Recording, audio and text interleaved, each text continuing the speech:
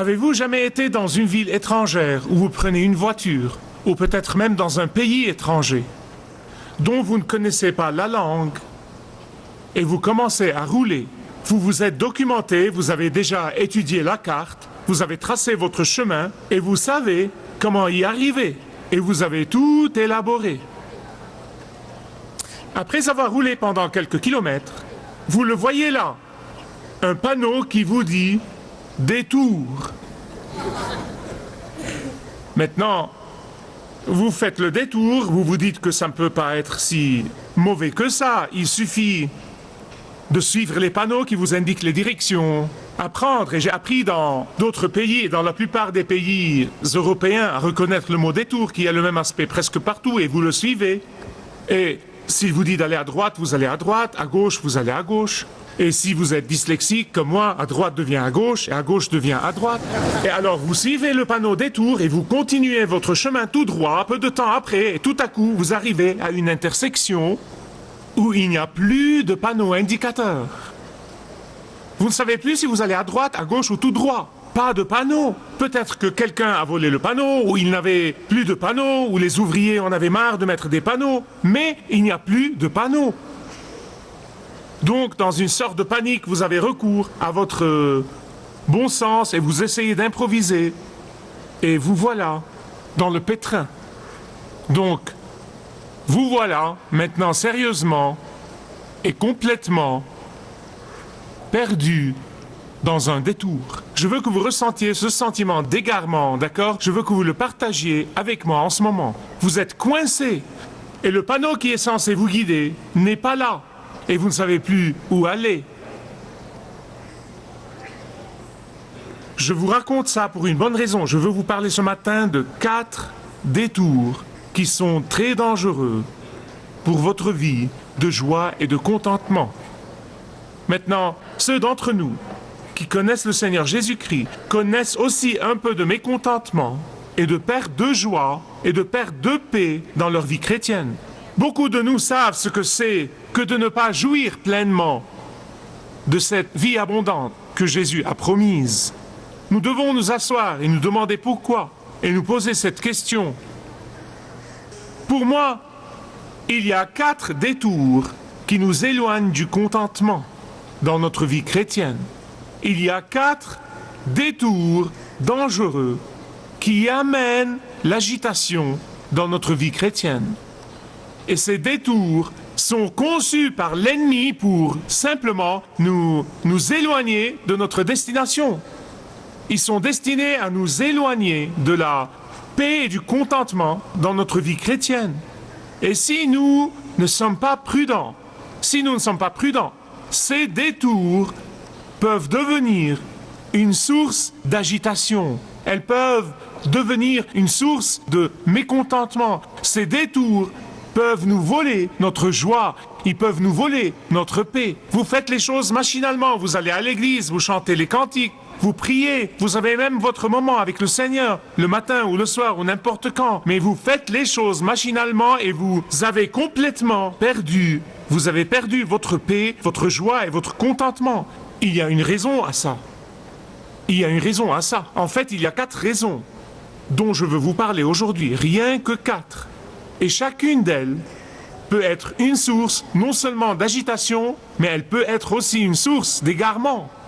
Chacune d'elles peut être une source de perte de la paix intérieure. Chacune d'elles a le potentiel de littéralement nous détourner de notre destination et de nos finalités. Chacun de ces détours peut compromettre nos relations et les empoisonner. Mais avant de vous parler de ces 4 détours, je veux donner un démenti pour être fidèle à la parole de Dieu. La paix absolue est impossible dans cette vie. De même que la joie absolue n'est possible qu'au ciel. Le contentement absolu ne peut être éprouvé que quand nous voyons Jésus face à face. Quels sont donc ces 4 dangereux détours? Nos faiblesses, le légalisme, l'orgueil, et le 4e, c'est l'avarice. Ça vous plaît ce franc-parler? Ça va? Écoutez, nous avons tous des faiblesses. Il y a certains qui ont des faiblesses physiques qui leur font perdre leur joie et leur contentement. Une douleur, un chagrin, quelque chose qui leur arrive physiquement, physiologiquement. Il y en a d'autres aussi qui ont des faiblesses morales et ils perdent constamment leur joie et leur paix à cause de ces faiblesses morales. Certains ont des défauts de caractère, certains ont un problème de discipline spirituelle qui leur fait constamment perdre leur contentement et leur joie. Écoutez-moi, quel que soit le genre de vos faiblesses, si vous n'avez pas appris à appliquer la grâce de Dieu sur vos faiblesses, il y a de grandes chances que vous ayez perdu votre contentement. Vous avez déjà fait un grand détour et vous vous êtes égaré. Laissez-moi vous dire une chose. Quelqu'un va partir d'ici et commencer à focaliser sur ses faiblesses et dire « C'est ce qu'a dit Michael. » Non, non, ce n'est pas ce que j'ai dit. Ne focalisez pas sur vos faiblesses. Ce n'est pas la question. En fait, c'est un danger identique à l'autre extrême. Ne faites pas de vos faiblesses votre obsession. Cela ne fera qu'aggraver votre problème.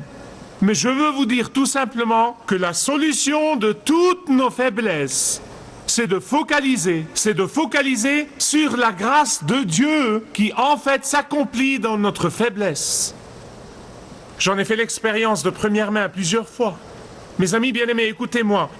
Si la grâce de Dieu n'est pas assez suffisante pour vos faiblesses, il y a de grandes chances que vous soyez en train de focaliser sur vos faiblesses ou de les ignorer complètement.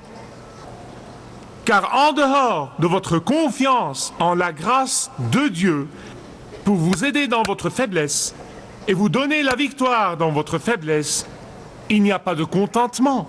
Il ne peut y en avoir aucun. Ce n'est que quand vous apprenez à appliquer tous les jours de votre vie la grâce de Dieu sur vos faiblesses que vous saurez ce que c'est que de ne pas perdre sa joie. La deuxième chose qui est un détour dangereux dont je veux vous prévenir est ce que j'appelle le mensonge du légalisme. Ça m'étonne absolument, ça m'étonne vraiment quand je fais le tour de la communauté chrétienne, ça m'étonne que tant de chrétiens soient légalistes sans qu'ils le sachent. Le légalisme, c'est l'élévation des règles qui sont des commandements d'hommes au rang des commandements même de Dieu. Laissez-moi répéter, c'est l'élévation des règles qui sont des commandements d'hommes au rang des commandements de Dieu. Je ne parle pas du règlement commercial ou du règlement scolaire ou de la législation du pays. Non, non, non, ce n'est pas ce dont je parle. Je parle de votre vie chrétienne. Je parle de votre vie spirituelle.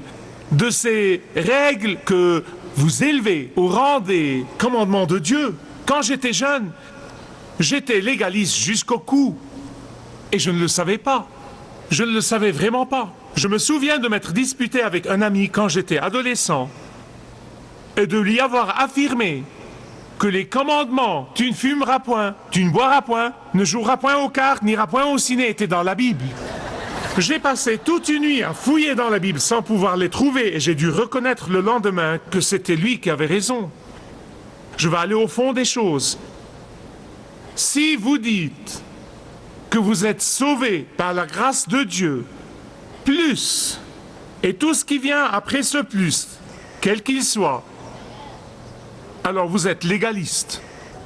Si vous dites que vous êtes sauvés par la grâce de Dieu, plus l'Église, vous êtes légaliste. Vous croyez au mensonge du légalisme. Si vous dites que vous êtes sauvés par la grâce de Dieu, plus la communion, plus le baptême, plus ceci, plus cela, plus autre chose, vous êtes dans le légalisme. Parce que il n'y a pas de plus après la grâce de Dieu. Point à la ligne. Maintenant, et je veux vous dire pourquoi. Parce que quel que soit ce plus dans votre vie, il va vous causer des problèmes. Vous dites, comment se fait-il? Comment se fait-il, je veux dire? Vous savez, nos amis catholiques, par exemple, ils croient qu'on est sauvé par la grâce de Dieu, plus vous devez passer par l'Église, car si vous ne passez pas par l'Église, vous ne pouvez pas être vraiment sauvé. Et il y a partout toutes sortes de choses qui s'appellent le mensonge du légalisme, il y en a partout. Parce que chaque fois que vous ne pouvez pas garder ce plus, vous allez perdre votre joie, vous allez perdre votre paix. Si vous choisissez le mensonge du légalisme, voilà ce qui va vous arriver. Vous allez abandonner la grâce de Dieu comme étant seule base de votre relation avec lui. Ne me comprenez pas mal. Il y a des personnes dans les églises évangéliques aujourd'hui qui proclament partout, ce n'est que par la grâce, ce n'est que par la grâce, ce n'est que par la grâce couvre tout. Et ils mènent une vie immorale et ils disent la grâce la couvrira.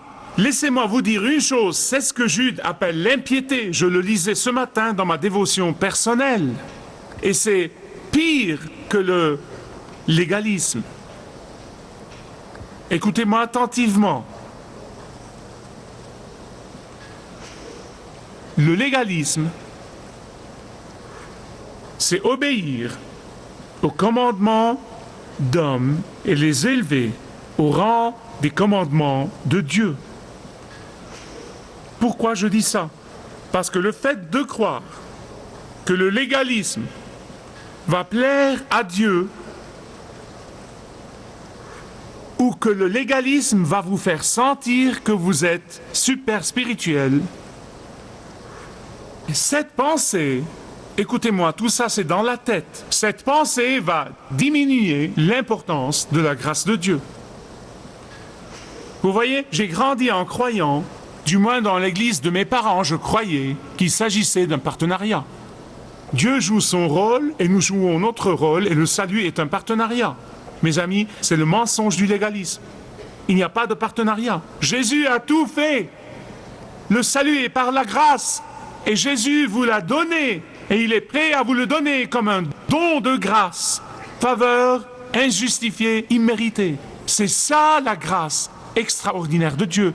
C'est ça la grâce miraculeuse de Dieu. Et le légalisme va continuer à faire ça dans votre vie. Il va continuer à éloigner ce miracle de vous et de votre vie. Il va vous voler la joie de la grâce miraculeuse de Dieu. Il va vous voler la joie de vous fier à la grâce de Dieu qui vient à votre aide chaque fois que vous en avez besoin. Le légalisme va vous détourner du contentement. Donc il ne s'agit pas seulement de nos faiblesses, pas seulement du mensonge du légalisme, mais troisièmement, le piège de l'orgueil est un dangereux détour du contentement. Vous savez, de nombreux leaders de cette église, des anciens de cette église, en fait, beaucoup d'entre eux vous témoigneront maintenant, en ce moment même, que dans mes tout débuts, il y a beaucoup d'années de là, j'étais aux prises avec la question de la grâce, ce don gratuit. C'était un problème énorme pour moi jusqu'au jour où un de mes chers amis, un ami fidèle, un ami pieux, s'est approché de moi, a mis son bras sur mon épaule et m'a dit « Michael, il ne t'est jamais venu à l'esprit qu'il t'est difficile de recevoir la grâce à cause de ton orgueil ?» Quelle était ma réaction à votre avis? Essayez de deviner. Oh, merveilleux, merci, je m'attendais à ce que quelqu'un me dise quelque chose du genre. Jamais de la vie. Ah non, mais j'étais vexé, j'étais fâché, j'étais frustré. Je voulais ignorer complètement tout ce qu'il a dit. Que sait-il? Comment peut-il? Il ne me connaît pas, il ne me comprend pas. Et je voulais juste ignorer tout ce qu'il m'avait dit ce jour-là. Et j'ai fait la moue. Avez-vous jamais fait la moue? Avez-vous jamais fait ça? Je pense que je suis le seul à le faire. 2 semaines plus tard, j'étais dans la prière et le Saint-Esprit a commencé à établir ma culpabilité. Michael, ton ami a raison. Ton ami a raison. Vous savez, ça ne me plaît pas plus que ça ne vous plaît quand quelqu'un vous dit la vérité. Vous savez, je vais vous dire 2 ou 3 choses sur l'orgueil. Est-ce que vous m'écoutez? Vous voulez les entendre? Si vous allez au fond des choses, tout péché dans votre vie, toute faiblesse dans votre vie, si vous prenez du recul, vous trouverez que l'orgueil se cache au milieu. L'orgueil est à l'origine de tout péché. Croyez-moi. La deuxième chose que je veux vous dire au sujet de l'orgueil, je le sais de première main, l'orgueil est très, combien de traits y a-t-il? Très trompeur. il est très trompeur. L'orgueil peut se déguiser pour ressembler à quelque chose de très spirituel. L'orgueil peut se déguiser et se présenter comme quelque chose de très désintéressé. L'orgueil peut aussi se déguiser en vertu alors qu'il est en réalité toujours intéressé. En fait, je veux vous dire autre chose. Je ne veux pas que vous manquiez ça.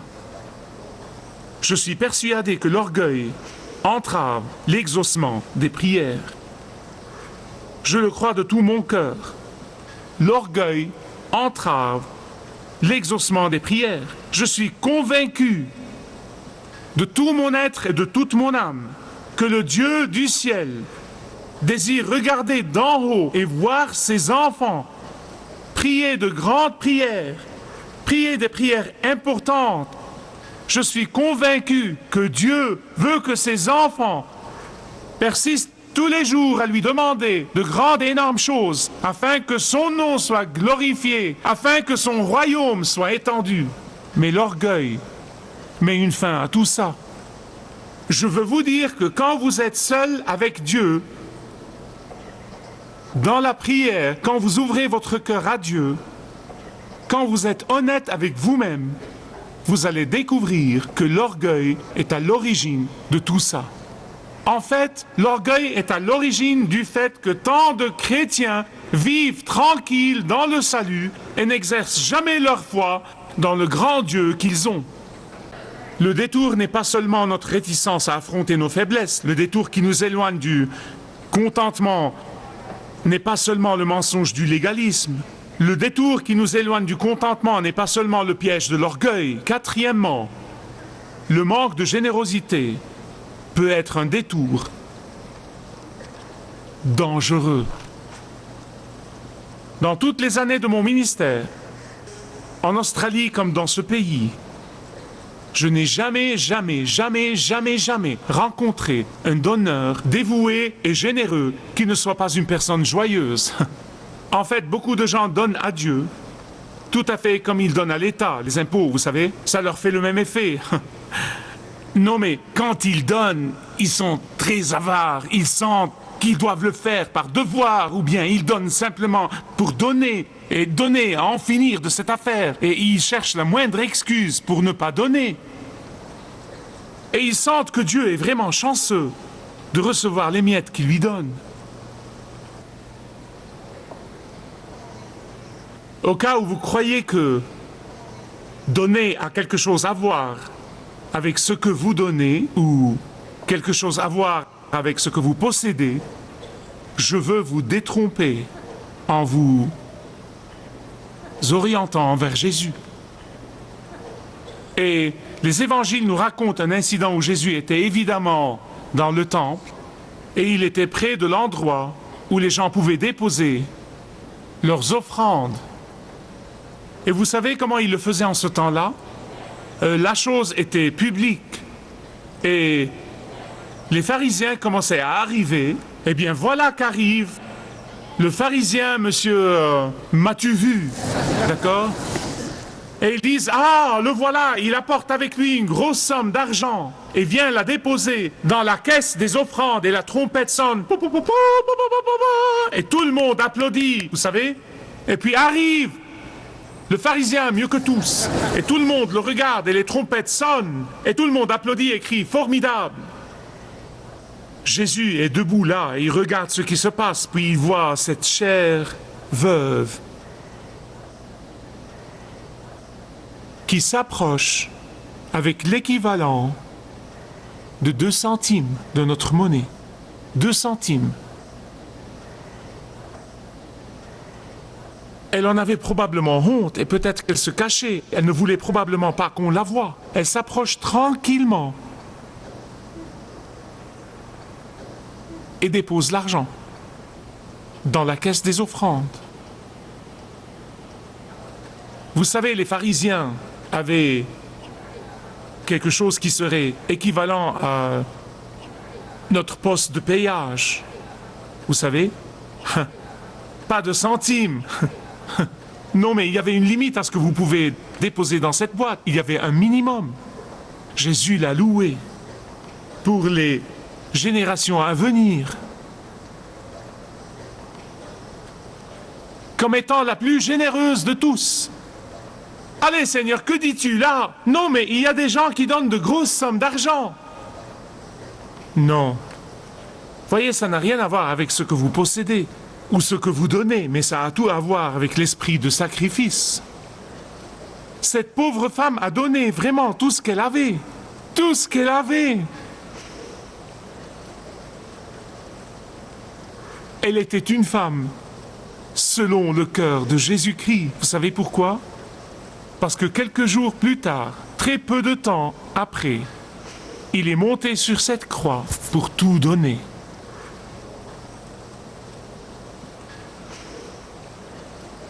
Quatre détours dangereux. Ne pas savoir appliquer la grâce de Dieu sur nos faiblesses. Tomber dans le mensonge du légalisme. Le piège de l'orgueil. Le manque de générosité. Je vous ai dit plus tôt que le contentement ultime n'est pas possible dans cette vie. Que pour les vraies joies et paix, vous devez attendre de voir Jésus face à face. Néanmoins, le Seigneur Dieu donne à ses enfants un avant-goût du ciel pendant qu'ils traversent cette vie de paix temporaire, de contentement temporaire et de joie temporaire. Ainsi, Dieu dans sa miséricorde, Dieu dans sa grâce, Dieu dans sa souveraineté a encadré l'histoire humaine de deux jardins.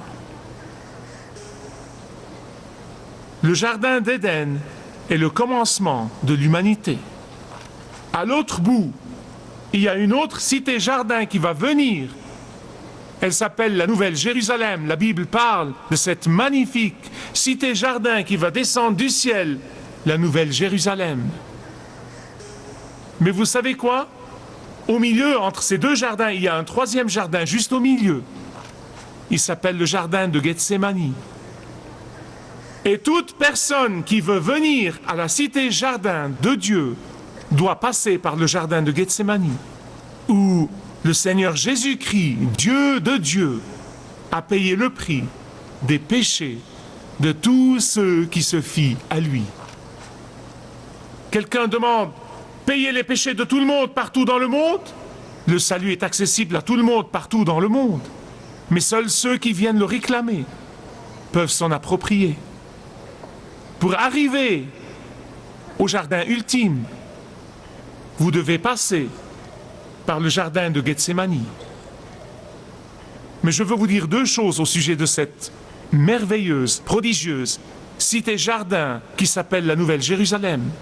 Là, dans cette ville magnifique, le Seigneur Jésus-Christ lui-même, avec tous les croyants qui nous ont précédés, tous les saints de l'Ancien et du Nouveau Testament. De l'Ancien Testament, ceux qui attendaient sa venue avec impatience, et du Nouveau Testament, ceux qui ne voient que sa croix. Ils sont dans cette cité-jardin avec lui, dans cette cité-jardin nommée la Nouvelle Jérusalem. Tout le mécontentement et l'agitation vont se terminer. Dans cette cité-jardin nommée la Nouvelle Jérusalem, tous les conflits, toutes les luttes vont s'arrêter. Dans cette cité-jardin nommée la Nouvelle Jérusalem, toutes les larmes vont être à jamais essuyées. Dans cette cité-jardin nommée la Nouvelle Jérusalem, toutes les forces qui essayent de nous éloigner constamment de la présence de Dieu, de la joie de Dieu, du contentement de Dieu, vont cesser d'exister. Dans cette cité-jardin nommée la Nouvelle Jérusalem, toute tension et tout désaccord, tout malentendu dans les foyers et parmi les familles et parmi les amis vont disparaître à jamais.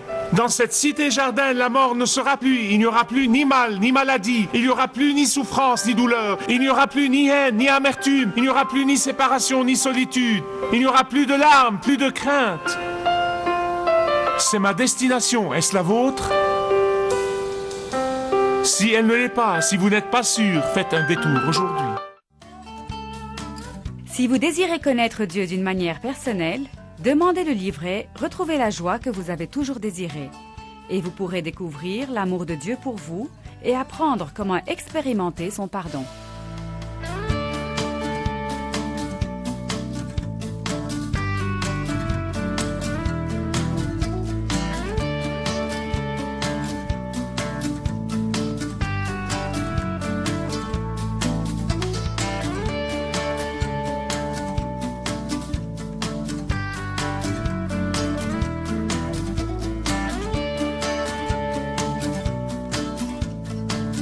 Si vous avez une relation personnelle avec Dieu et vous êtes intéressé à marcher plus intimement avec lui, demandez le livret 7 pas sur le chemin de la foi qui vous guidera dans une relation plus profonde avec votre Père Céleste. Demandez votre livret gratuit.